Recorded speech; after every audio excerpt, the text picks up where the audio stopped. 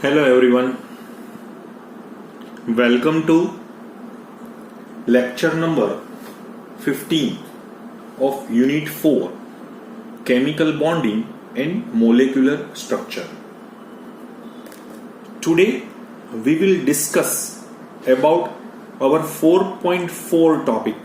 Is a very good topic, and now we enter into the core of this lesson.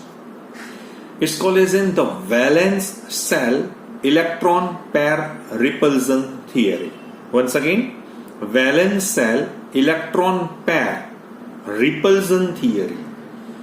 In short, we say that it's VSEPR theory, right? So what is the meaning of this valence shell electron pair repulsion theory? Because this title itself suggests that we have to focus on a valence shell. In valence shell, we have to focus on an electron pair, and this electron pair that fills the repulsion. So it's called as a VSEPR theory. As we know that most of the time, right? We know that in the frame of Lewis structure, there are only two types of pair are possible. Only two types of pair are possible. One pair is called as a bonding pair, and one is bonding pair. Okay, so bonding pair and next one is the lone pair. So only two types of pair are possible in valence shell. Bonding pair means they form a bond, and lone pair means they does not participate in a bond. It's called as a lone pair. So in these two types of the pair that we have to observe, so in these two types of pair we observed three different types of repulsion. One repulsion is between bonding pair and bonding pair, because bonding pair having an electron and another bonding pair also contain an electron. So electron having a same charge, so there is a repulsion. Another repulsion is between bonding pair and lone pair, and third one is between lone pair and lone pair. Okay, so all these three possibilities that we have to study in this VSEPR theory. So okay, so in a very detailed manner. So what they suggest that the Lewis structure we have been used to describe the bonding in molecules do not convey any information about the shapes of molecules, because Lewis structure simply describe which atoms are bonded to each other. ठीक है, आपको उसका जो main drawback है Lewis structure का वो क्या है कि we can't find the shape of the molecule. हम उसको पेपर में लिख सकते हैं या बोर्ड पे दिखा सकते हैं, यही है लुईस स्ट्रक्चर्स का सिंप्लीफिकेशन, राइट. लेकिन उसका जो स्टीरियो स्ट्रक्चर्स है, जैसे स्पेस में वो किस तरह से रहेगा, which can not be describe with the help of Lewis structure. Okay, so the next step is to examine theories that predict molecule shape and explain covalent structures of molecules in terms of quantum theory. तो अभी Lewis का तो हमने बहुत पढ़ा, अभी हम आगे थोड़ा अपना प्रोग्रेस भी करना चाहेंगे. तो हम प्रोग्रेस क्या करना चाहेंगे कि what is the shape of the molecule. लेकिन ये जो शेप ऑफ द मॉलिक्यूल है, जो आपने स्ट्रक्चर ऑफ एटम में पढ़ा होगा कि जो हाइजेनबर्ग की थियरी थी या जो श्रोडिंगर का वेव इक्वेशंस था, उसके बाद जो क्वांटम थियरी का जो यहाँ से जो से उसका जो एक यहाँ से क्वांटम थियरी का जो रूट यहाँ पे डाला गया, उसके बाद ही हमें यहाँ पे पता चल सकता है कि व्हाट इज द स्ट्रक्चर. क्योंकि ये जो लेसन है हम जो पढ़ रहे हैं, उसका मेन जो हमारा प्रिंसिपल मैटर है वो यही है, what is the shape of the molecules, right. So a useful theoretical model should explain non facts and it should be capable of making accurate prediction. तो हमें कोई ऐसा मॉडल होना चाहिए कि वो स्ट्रक्चर्स की अच्छी तरह से फोरकास्टिंग कर सके, हमको जो स्टीरियो स्ट्रक्चर्स है उसके पास ले जा सके. So the valence shell electron pair repulsion model, sometimes it's called as VSEPR model for short, is successful at both right हमें दो तरह से वो काम दिखा रहा है, वो थियोरेटिकल मॉडल है और वो एक्यूरेट प्रिडिक्शंस भी की तरफ भी हमें ले जाएगा. So and also conceptually simple. इसका मतलब ये नहीं है कि आप VSEPR पढ़ लोगे तो आपको स्ट्रक्चर्स का पता चल जाएगा. VSEPR आपको कुछ फोरकास्ट कर रहा है, ठीक है. This theory was firstly developed by Nyholm and Gillespie in 1957. यहाँ पे साल देखिए 1957, क्योंकि 1932 में तो मोलेकुलर ऑर्बिटल थियरी आई थी, उसके बाद ही पता चला है. So to predict and explain, once again to predict, यहाँ पे predict शब्द डाला हुआ है, and explain the molecular shape and bond angle was based on Sedgwick-Powell theory which is developed in 1940. जो 1940 की जो थियरी थी, सिंपली थियरी थी, वो सिडविक और पॉवेल की, उसको बेस बना के उसने जो प्रिडिक्ट किया है कि उसका शेप और बॉन्ड एंगल्स क्या हो रहा है. तो अभी हमें तो ये पता लगाना पड़ेगा कि सिडविक पॉवेल ने क्या कहा था. So in 1940, Sedgwick and Powell reviewed the structures of molecules then known. They suggested that for molecules and ions, they contain only single bonds, right? So the approximate shape can be predicted from the number of electron pair in the outer or valence shell of the central atom. So the outer shell contains one or more bond pairs of electron, but it may also contain unshared pair of electron. Means उसने क्या देखा कि bonded pair तो है, lone pair भी है. So bonded pair and lone pairs were taken as an equivalent since all electron pairs take up some space. तो वो जो पेयर है वो अपना एरिया यहाँ पे थोड़ा यूटिलाइज करेगा and they repel each other. क्योंकि यहाँ पे हमने अभी मैंने बोला था कि in this portion only two types of pair in valence shell, one is bonding pair and another is lone pair. So there are three types of the repulsion, क्योंकि ये तो इलेक्ट्रॉन है तो इलेक्ट्रॉन के बीच में तो रिपल्सन ही होगा. So this repulsion है, वो रिपल्सन हमें देखना पड़ेगा कि बॉन्डिंग पेयर में भी एक रिपल्सन है, between bonding pair and lone pair में भी एक रिपल्सन है, and between lone pair and lone pair भी रिपल्सन है. लेकिन हमें ये देखना पड़ेगा, और सिडविक पॉवेल ने ये देखा कि ये जो रिपल्सन है वो कम से कम किस में हो रहा है. क्योंकि हमें देखिए रिपल्सन का मतलब ये है कि वो स्टेबिलिटी को डिस्टर्ब कर रहा है, और नेचर का क्या है फंडा, स्टेबिलिटी की तरफ जाना है, ठीक है. तो अगर जिसमें बॉन्डिंग पेयर ही है, इसमें लॉन पेयर है ही नहीं, so there is a much less and less repulsion between bonding. क्योंकि बॉन्डिंग पेयर में क्या है, उसके न्यूक्लियस ने एक तरह से खींच लिया हुआ है, यानी उसकी जो पोटेंशियल एनर्जी है वो उसने कम से कम कर दी है, यानी बॉन्डिंग पेयर बीच में रिपल्सन कम होगा.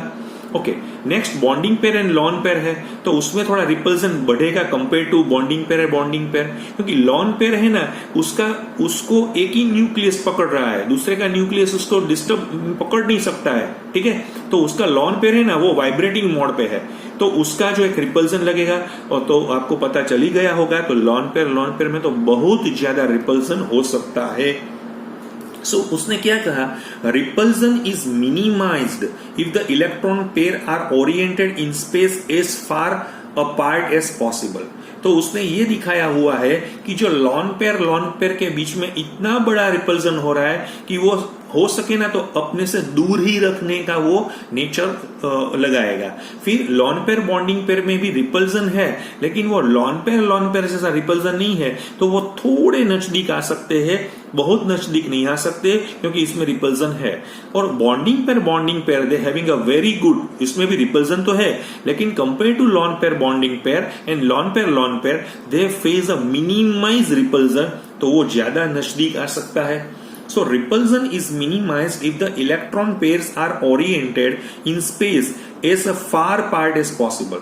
So based on this theory, the following molecular shapes were suggested depending on the number of electron lone pair in the valence shell. उसमें देखिए ये जो मैं आज शुरुआत में भी मैंने बोला, क्या बोला आपको, ये जो VSEPR थियरी है ना, उसने एक पॉइंट्स पे हमें यहाँ पे जैसे हम बोल रहे हैं ना, माइलस्टोन दिया हुआ है कि अभी आप धीरे धीरे स्ट्रक्चर्स की तरफ हम आगे बढ़ जाएंगे.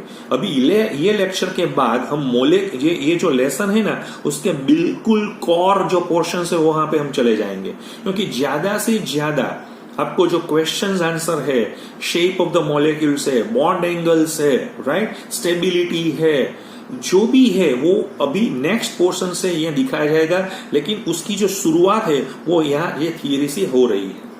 Okay fine. तो हमें देखिए उसने कितने पॉइंट्स यहाँ पे हमने दिखाया हुआ है। If there are two pairs of electrons in the valence shell of the central atom, यह भी हमें सब कुछ कहां पे दिखना होगा, सेंट्रल एटम की ही बात करनी है। The orbitals containing them will oriented at 180 degree to each other.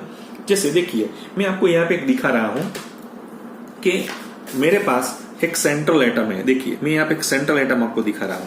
ये सेंट्रल एटम के पास दो ये जो आप दिखा रहे हैं ये बॉन्ड है, ठीक है। मैं आपको यहाँ पे एक एग्जांपल दे रहा हूं, ये Be है, ये H है और ये H है। तो आप देखिए ये बॉन्डिंग पेयर है, ये बॉन्डिंग पेयर है, यस डेफिनेटली ये बॉन्डिंग पेयर है, ये भी बॉन्डिंग पेयर है। तो बॉन्डिंग पेयर के बीच में रिपल्सन होगा, डेफिनेटली होगा। तो वो अपना रिपल्सन बिल्कुल कम किस तरह से कर सकते हैं, तो कि दोनों दो ही है ना मेरे पास, तो दो यानी हमें 360 डिग्री है ना, विच इज डिवाइडेड बाई 2 कर देते हैं। तो उसका क्या होगा, 180 डिग्री पे जैसे रहेंगे तो बिल्कुल कम repulsion, because the geometry says that if the bonding pair and bonding pair located of the central atom at 180 degree, so they face the minimum repulsion, यानी स्टेबिलिटी यहां पे ज्यादा है। अगर थोड़ा भी मैं 180 से 175, 160, 150 कर दूंगा तो उसका रिपल्सन क्या होगा, बढ़ता ही जाएगा, बढ़ता ही जाएगा। ठीक है, देखिए मैं आपको पूरी तरह से यहाँ पे टेक्स्ट बुक में इतना बढ़िया लिखा नहीं है, इसलिए मुझे थोड़ा आपको सपोर्ट करना पड़ेगा। देखिए मैं एक और यहाँ पे एक स्ट्रक्चर्स आपको दिखा रहा हूं। मेरे पास है ना ये स्ट्रक्चर है, देखिए क्या है, BH3 बोरोन ट्राइहाइड्रेट। आपको मालूम है कि ये जो सेंट्रल एटम है उसके पास कोई भी लॉन पेयर नहीं है, इसके पास भी लॉन पेयर तो नहीं थी, ठीक है। ओके, तो उसने कितने बॉन्डिंग पेयर यहां पे लिए हुए हैं, 3 बॉन्डिंग पेयर है, यानी तीनों बॉन्डिंग पेयर के बीच में रिपल्सन तो होगा। तो वो अपना रिपल्सन कम करने के लिए स्पेस में इस तरह से रहेंगे जैसे फैन होता है, मेरा पंखा होता है, उसमें जो 3 जो इसके पंख होते हैं वो किस एंगल में रहेंगे, 120 रहेंगे, क्योंकि 120 में कम से कम रिपल्सन होगा, बिकॉज 360 डिवाइडेड बाई 3, पूरा जो चक्कर है वो 360 का है, तो डिवाइडेड बाई 3 कर देंगे तो 120 है, और वो एक ही प्लेन में यहाँ पे ये जो आप देख रहे हैं वो एक ही प्लेन है, ठीक है। तो 120 में रह सकते हैं। अभी ये जो प्रॉब्लम है, अभी जो लफड़ा होगा वो हमें देखना पड़ेगा। अभी जो हम देखना चाहते हैं कि जैसे मेरे पास देखिए मैं यहाँ पे आपको यहाँ पे एक एग्जांपल देना चाहता हूँ, ठीक है। मेरे पास मीथेन है, CH4 है, तो उसमें कितने बॉन्डिंग पेयर है, 4 बॉन्डिंग पेयर है, कोई भी, क्योंकि carbon is the central atom of methane, उसके पास 4 बॉन्डिंग पेयर है, there is no lone pair over carbon. तो हमें अभी लॉन पेयर की तो कोई बात मैंने यहाँ पे शुरू ही नहीं की है। Presently we are very much focus on bonding pair, absence of lone pair, okay. तो अभी उसके पास लॉन पेयर है, नहीं है। अच्छा, 4 बॉन्डिंग पेयर को तो हमें तो एक ही जवाब आएगा, 90 डिग्री में रख देंगे सर, एक यहाँ पे, एक यहाँ पे, एक यहाँ पे, एक यहाँ पे रख देंगे, इसका एंगल 90 है, कम से कम रिपल्सन होगा, तो उससे क्या होगा कि उसकी स्टेबिलिटी हमें दिखाई दे रहेगी, ठीक है। आपको यह सब, लेकिन ज्योमेट्री इसकी बात नहीं समझ रहा है। ज्योमेट्री ऐसा बोला है कि आप 4 लोगों को एक ही प्लेन में डाला हुआ है, जैसे 4 पंख वाले पंखे को आपने देखा होगा, वो एक ही प्लेन में ना, जो इसकी जो फ्लैप्स होती है वो तो एक ही प्लेन होती है।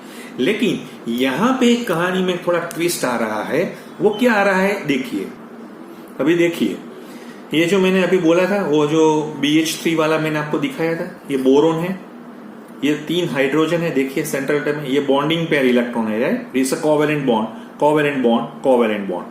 आपको पहले तो ये पता चलना चाहिए कि इसमें बॉन्ड क्या है, और यानी डोमिनेंट बॉन्ड क्या है, कोवेलेंट है या आयोनिक है, और फिर आयोनिक में कोवेलेंट कैरेक्टर कितना है और कोवेलेंट में आयोनिक बॉन्ड कैरेक्टर कितना है, ये आपको पता चल जाएगा, ठीक है। वो इलेक्ट्रोनेगेटिविटी का आपको थोड़ा डिस्कशन करना पड़ेगा।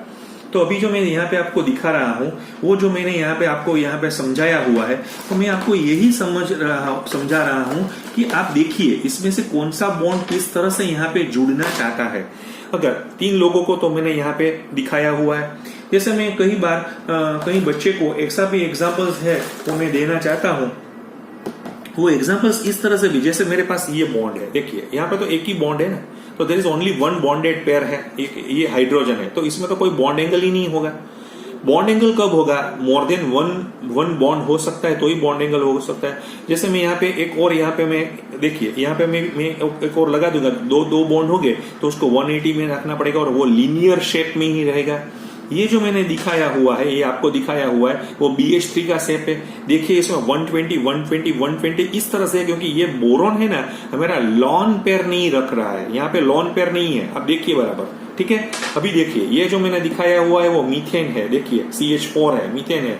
लेकिन बच्चे को कहा था कि सर जी उसको चार लोगों को फ्लैट करके रख दे, तो नहीं, इसमें ज्योमेट्री इस तरह से बता रही है कि जैसे 4 लोगों को हम 90 पे रख रहे हैं ना, यहाँ पे देखिए ये जो बॉन्ड एंगल मैं दिखा रहा हूं यहां से यहां का, ठीक है, वो 109 डिग्री 28 मिनट्स मिल रहा है। कितना मिल रहा है? 109.28। तो कौन सा बॉन्ड एंगल है, मीन्स यानी बॉन्ड एंगल है, वो बड़ा है या छोटा है? ये छोटा वाला है, ये बड़ा वाला है। जितना बॉन्ड एंगल बढ़ेगा यानी वो स्पेस में पूरी तरह से खुलेगा, स्पेस में पूरी तरह से खुलेगा, इसका मतलब है उसका बॉन्डिंग पेयर है ना, वो दूर जाएगा, यानी रिपल्सन कम हो जाएगा। तो उसमें उसकी स्टेबिलिटी ज्यादा है, इसमें इसकी स्टेबिलिटी नहीं है, तो उसको हम ये दिखा सकते हैं, ये जो टेट्राहेड्रल शेप है ये हमें दिखाई दे रहा है।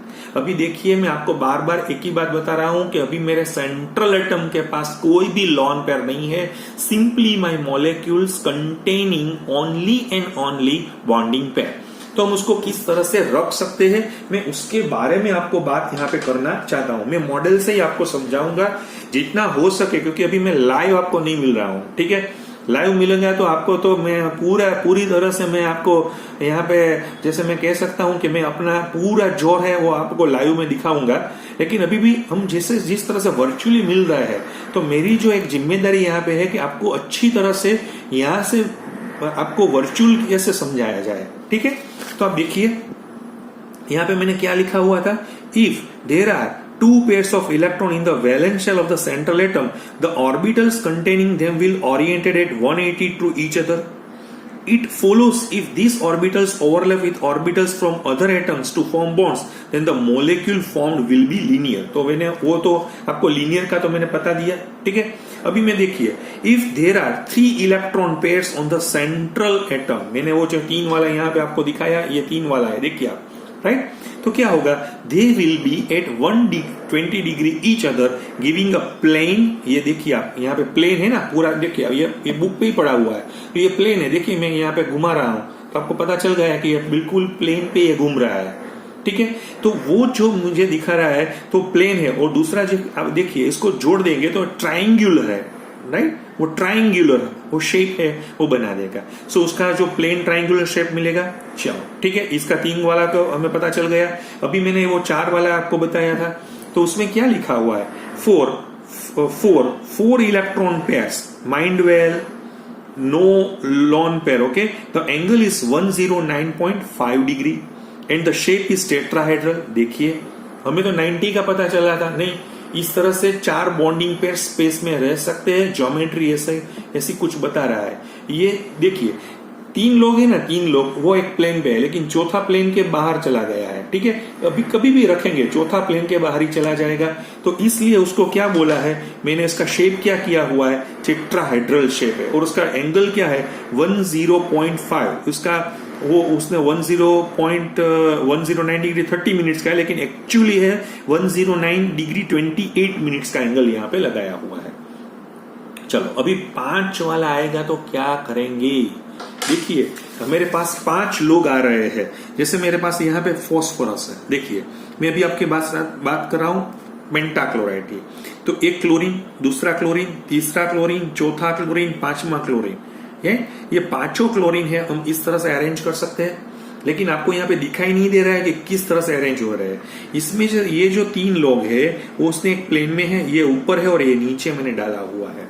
मैं आपको दिखाता हूं PCl5 का जो शेप है वो मैं आपको दिखाता हूं किस तरह से होता है। देखिए सभी लोग देखिए, यहाँ पे ये जो बीच वाला है ना मेरा फॉस्फोरस है, ठीक है, फॉस्फोरस है। ये क्या है, क्लोरीन है, ये दूसरा क्लोरीन है, तीसरा क्लोरीन है, चौथा क्लोरीन आपके सामने दिखाई दे रहा है, 5वां आपके बिलो है। देखिए आप यहाँ पे इस तरह से शेप हो रहा है। तो उसमें 3 है ना, 3 लोग वो सेंट्रल एटम की प्लेन में है, और एक ऊपर है और एक नीचे है, ठीक है। तो ये जो एंगल मुझे मिलेगा, देखिए इसमें दो एंगल आपको दिखाई देंगे। यहां से ये जो पीसीएल का आप देख रहे हैं वो 120 का होगा जो हमने देखा था, और इसका देखिए ये जो व्हाइट वाला और ब्लैक वाला दोनों क्लोरीन ही है, पर लेकिन मैंने आपको पता चल सके इसलिए मैंने थोड़ा कलर चेंज किया हुआ है, ये 90 का है। यानी आपको दो एंगल यहां पे दिखाई देंगे। जैसे 5 लोग होते हैं, central atom does not having any electron pair, so it's called as an trigonal bipyramidal. क्या होगा? ट्राइगोनल बाइपिरामिडल उसका शेप। क्यों? क्योंकि आप देखिए मैं ट्राइगोनल बाइपिरामिडल किस तरह से दिखाना चाहता हूं। यहां से आप सब कुछ जोड़ दें, ठीक है, इस तरह से यहां से भी सब कुछ जोड़ दें तो आपको दो पिरामिड है ना, जैसे एक पिरामिड यहां पे दूसरा पिरामिड यहां पे, वो जुड़ जाएगा तो इस तरह से आपको दिखेगा। तो उसको टीबीपी भी हम बोलते हैं, ट्राइगोनल बाई पिरामिड भी बोलते हैं। और उसमें आपको एंगल क्या दिखाई देगा? 120 और 90 दोनों एंगल उसमें आपको दिखाई दे रहे हैं। मैंने आपको अभी देखिए फिर से मैं PCl5 का स्ट्रक्चर्स यहाँ पे दिखा रहा हूं आपको। P है, देखिए ये देखिए ये देखिए ये देखिए ये Cl है, ये Cl है, ये Cl है। ये मुझे एक प्लेन में मिला था, ठीक है, और उसके ऊपर एक Cl है और एक नीचे Cl है, राइट। तो हम इसको क्या बोल रहे हैं? ये जो पोजीशंस हम दिखा रहे हैं, ये जो ये ब्लैक वाले की, वो कैसी? इसको हम एक्सियल पोजीशंस बोलेंगे? नहीं, ये इक्विटोरियल पोजीशन है और ये एक्सियल पोजीशन में। सो एक्सियल पोजीशन में 2 लोग हैं और इक्विटोरियल में 3 लोग हैं। तो इस तरह से हम दिखा सकते हैं। और अगर किसी को ये समझना होगा कि भाई ये सर ये आप बोल रहे हैं ये क्या है, देखिए मैं इस तरह से बता रहा हूं। यहाँ पे फॉस्फोरस था, यहाँ पे क्लोरीन है, यहाँ पे भी क्लोरीन है, यहाँ पे भी क्लोरीन है, एक क्लोरीन ऊपर है, एक क्लोरीन नीचे है।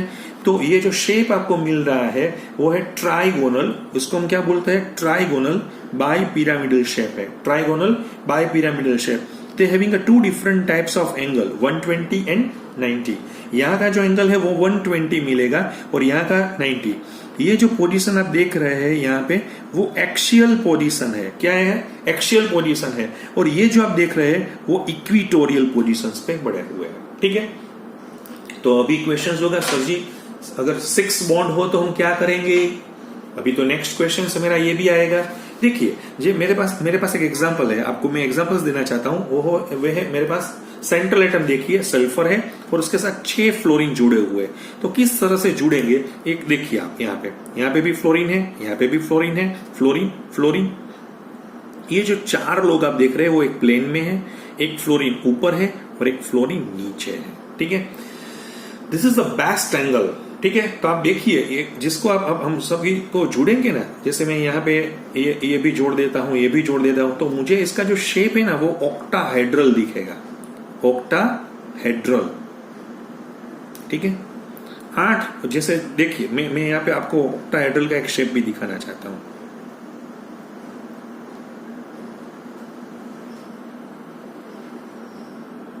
इसको ऑक्टाहेड्रल बोलते हैं। क्यों? देखिए आप यहाँ पे बीच में क्या है? सल्फर है, यहाँ पे फ्लोरीन है, दूसरा फ्लोरीन, तीसरा फ्लोरीन, चौथा फ्लोरीन, एक ऊपर है 5वां और एक नीचे है 6ठा फ्लोरीन, ठीक है। अब देखिए यहाँ पे आपको दिखाते हैं एक फेस दिखाई दे रहा है, दूसरा फेस दिखाई दे रहा है, तीसरा है, चौथा है, 4 ऊपर है 4 नीचे है, यानी ऑक्टा है और हेड्रल है। और कई बार ऐसे भी बोल सकते हैं 1 2 3 4 5 6 है, और लेकिन उसमें जो फेस है, फेस राइट, उसके कितने हैं? 8 फेस है, इसलिए उसका नाम क्या बोला गया है? ऑक्टाहेड्रल। इसमें बॉन्ड एंगल एक ही है, 90 है। अभी मैं देखिए मैं इसको आपको दिखा रहा हूं, SF6 का स्ट्रक्चर देखिए।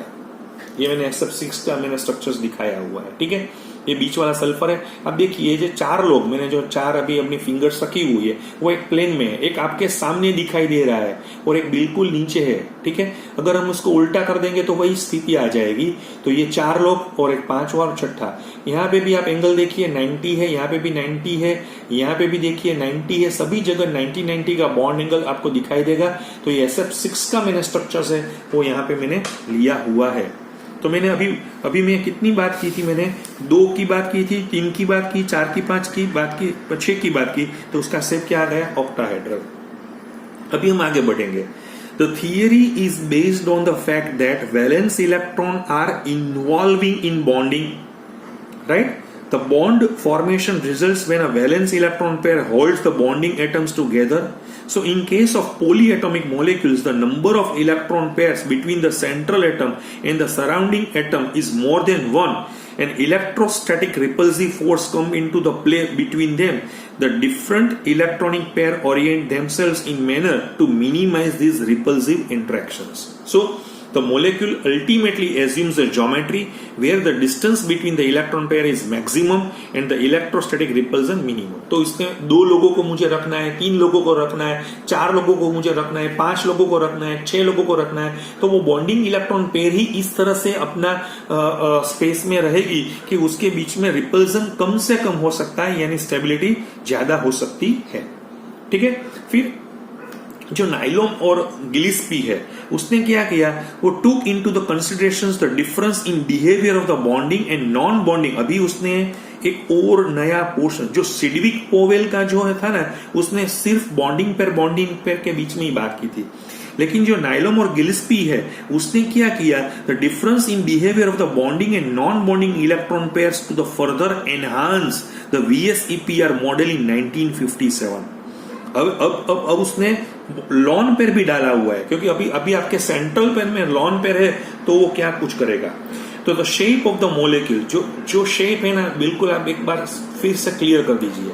शेप ऑफ द मोलेक्यूल, जो उसका आकार होता है, वो है ना simply right is determined by the repulsion between all the electron pair present in the valence shell, including bonding as well as non-bonding. The electron pair in the valence shell experience electrostatic repulsion due to negatively charged electron cloud. ये तो हमें सभी को पता है. The electron pair tend to occupy positions that minimize this repulsion. So if the valence shell can be visualized like a sphere, जैसे हम valence shell को sphere बोलेंगे, then the electrons pair are localized on the spherical surface at the maximum distance from each other. अभी जैसे multiple bond होते हैं, जैसे double bond है, ट्रिपल बॉन्ड है, which is treated like a single bond, and the electron pairs involving in multiple bondings are treated as a single super pair. So this is only a qualitative approximation. In reality actually ये किस तरह से समझा रहे हैं कि जैसे किसी के अंदर 3 बॉन्ड है, किसी के अंदर 2 बॉन्ड है, तो वो इसको बोल रहे हैं कि भाई आप एक ही उसको देखिए, लेकिन ऐसा कुछ होता नहीं है. फ्यूचर में तो ऐसा होगा, डबल बॉन्ड में ज्यादा रिपल्सन लगेगा क्योंकि उसमें बॉन्ड लेंथ कम हो जाएगी, यानी नजदीक आएंगे तो इलेक्ट्रॉन पेयर का रिपल्सन क्या हो जाएगा, बढ़ जाएगा.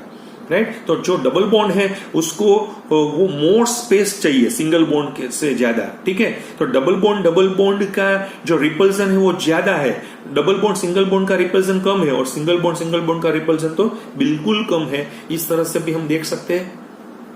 दूसरा, if a molecule has a 2 or more resonance structure, अभी देखिए वो रेजोनेंस का मैंने पूरा समझाया हुआ था, then the VSEPR model can be applied to any one structure.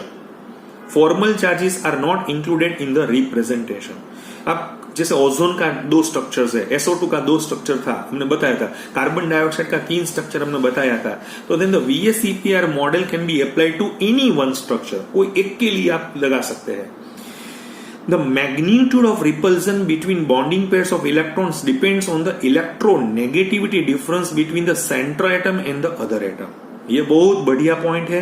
Repulsion कितना लगेगा बॉन्डिंग पेयर में, राइट. जैसे मैंने बोला था कि मैंने यहाँ पे एक एग्जांपल दिया था आपको BeH2 का. ठीक है, BeH2 का है, देखिए आप.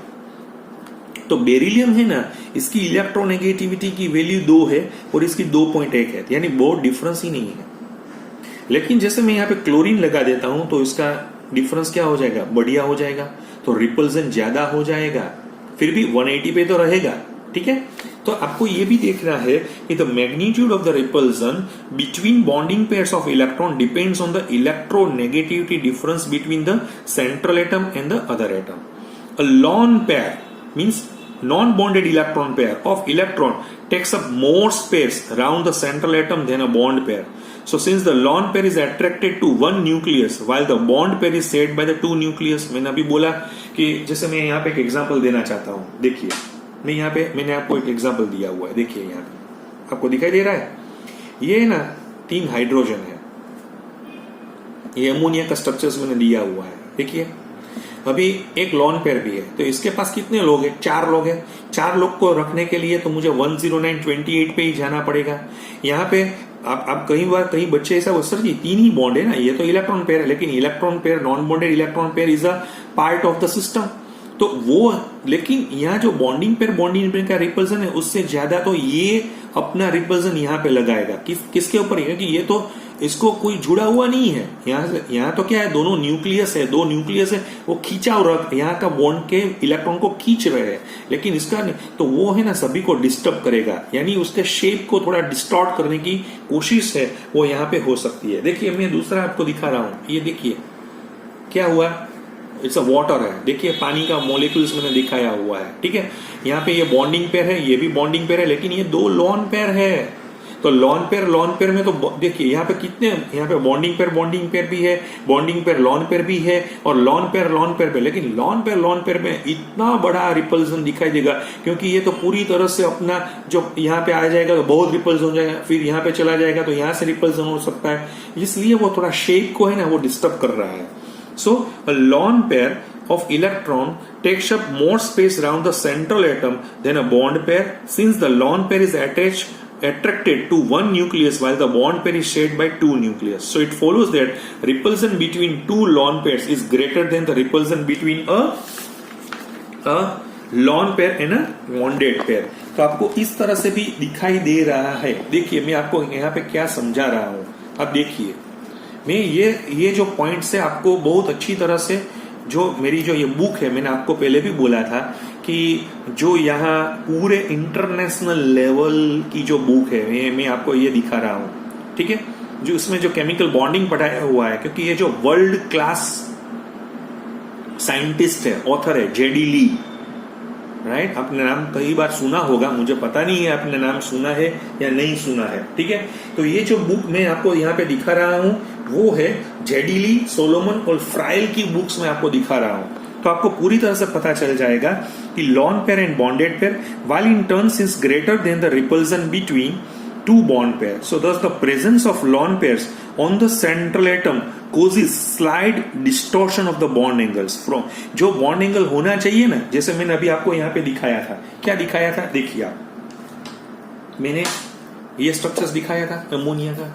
एमोनिया में बॉन्ड एंगल क्या होगा, देखिए आप पूरी तरह से देखिए, उसका 10928 होना चाहिए, लेकिन ये जो है ना वो पूरा थोड़ा दूसरा बॉन्ड पे वो अपना डिस्टोर्ट कर देगा, तो 109 से वो थोड़ा कम हो जाएगा। देखिए ये थोड़ा सिकुड़ गया है, ठीक है, तो उसका जो रिपल्सन है उसके ऊपर आएगा, तो बॉन्ड एंगल कम हो जाएगा। देखिए यहाँ पे आप देखिए, ये वाटर का मॉलिक्यूल आप 4 लोग दिखाई दे रहे हैं ना, तो 109 उसका होगा ना बॉन्ड एंगल, लेकिन ये दोनों लॉन पेयर इतना बॉन्ड एंगल को कम कर देगा, इसको इस तरह से खींचेगा, क्योंकि उसको ज्यादा स्पेस चाहिए, लॉन पेयर को ज्यादा स्पेस चाहिए, तो उसको वो थोड़ा दबाएगा, राइट, यहाँ पे वो थोड़ा श्रिंक कर देगा, तो बॉन्ड एंगल 109 से घट के 104 तक चला जाएगा।